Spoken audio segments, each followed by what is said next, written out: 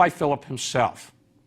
And that gets us to the third battle, the Battle of Chaeronea, fought in August of 338 BC.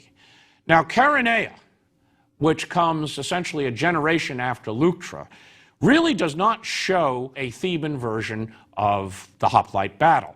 This battle was unusual in several ways, but it does point out the essentials of the Macedonian way of war. This battle climaxed a long struggle against Athens and Thebes, and it essentially decided that Philip would be master of Greece. And even the ancient authors tended to dwell upon the political outcome of this battle, rather than the actual details. Fortunately, we know where the battle is located. It is in Boeotia, in central Greece, at a small town of Chaeronea. That's actually the hometown of Plutarch. And the Greek and Theban and other allied Greek city-states were able to assume positions, very good defensive positions, on a slightly raised ground between two rivers, the Hymen on the left and the Cephissus on the right. The right wing was held by the Theban army and particularly the Sacred Band. And then the various allies were put in the center, and the Athenians held the left wing. There apparently was a little Greek cavalry at this. We hear very little about Greek cavalry forces. It may have numbered a couple of thousand. What we do hear about is light-armed infantry known as peltas, javelin men, who occupied the left wing of the Greek allied army, the rough ground, and so acted as an anchor supporting the hoplite, the heavy infantry, so they couldn't be easily flanked from the left. On the right, the Sacred Band stood right up against the river, the Cephissus River and its marshes, and so essentially the Greek idea was to force a defensive battle on a plain with the Greeks holding somewhat higher ground and just allow the Macedonians to charge against this position and break themselves. The Athenian commander was a fellow by the name of Chares, a well-experienced mercenary officer, and he had had a lot of success in fighting these kind of classic battles. But there were several problems with this coalition. First, the Athenians and Thebans had not fought together, nor had any of the others, and so what you had in the Greek ranks was a series of independent hoplite forces on the left, the center, and the right. The best by far were the Thebans. Against them stood a Macedonian army, and from all accounts, the armies were probably comparable in size. The Macedonian army was probably some 30,000 infantry, 2,000 cavalry or so. The allied Greek army was approximately the same. It would have been weaker in the cavalry forces. The strength of the Macedonian army was in its discipline, its 20 years of experience, its new tactics and drill, and the command of Philip himself. Philip drew up his army as if he were to wage a battle of encirclement. And he placed most of his cavalry apparently on his left wing.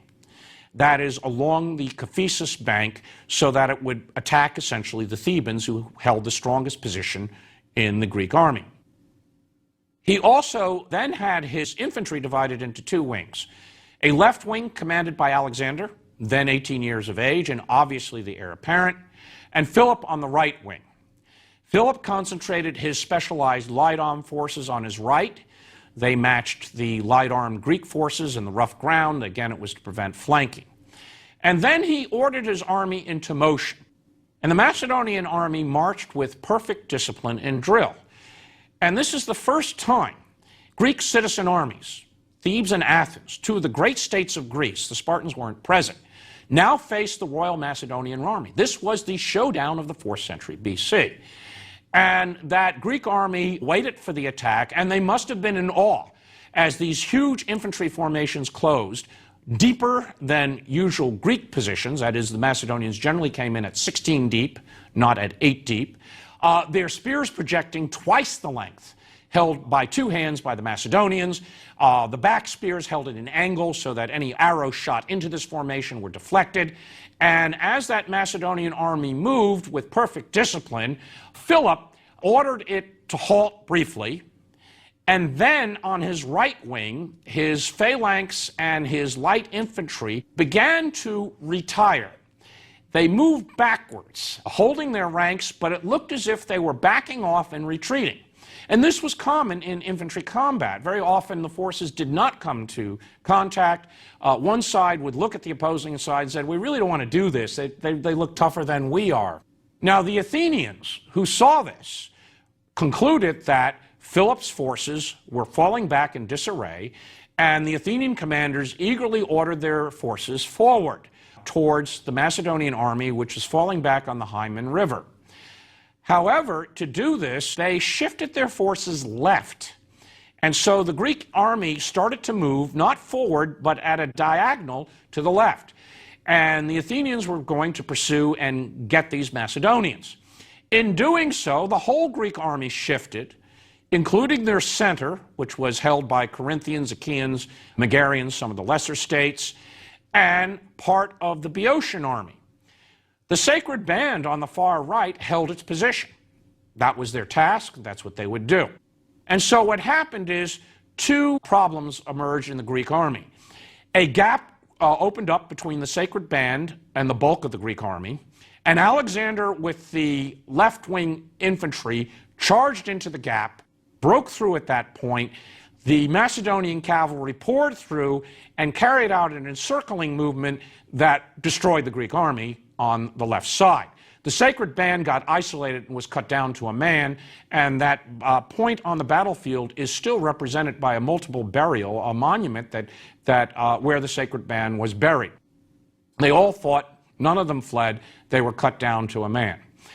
On the Macedonian right wing, the Greek left wing, the Athenians began to move up the Hymen Valley and the rough ground, and what happened is the Macedonians, in perfect discipline, turned around, reformed, and launched an attack at the disorderly citizen hoplites and drove them back off the field, back down the Hymen, and then flanked the Greek army with its infantry, both its phalanx and its light infantry, on the Greek left side. So essentially what happened is Philip had lured the Greeks into an ill-advised maneuver that had put the Athenian army in disarray on the left flank, opened a gap on the Greek right flank, and through these two positions, the Macedonians moved in, got around the Greek army, and encircled and destroyed it. Now, this in part was necessitated because the battle was fought between two rivers and the cavalry could not deploy. And so the breakthrough had to be achieved by the infantry. But this is a classic Macedonian attack, hammer and anvil. That is, the heavy infantry in the center acts as the base from which the light infantry and the cavalry encircle and destroy the opposing force. And the results were overwhelming. Some 2,000 Athenians were captured, at least 3,000 Boeotians. The sacred band was wiped out. Demosthenes himself, the orator who had urged the alliance, threw his shield and fled the battle. After the Battle of Chaeronea, there was no question that it is the Macedonian phalanx and this new battle of annihilation that would dictate the course of military history. And it did so down until the 2nd century BC, when a new opponent arrived, the Romans. But this is the type of army Alexander took with him to Asia, and his refinement on these tactics would win Alexander the ancient world.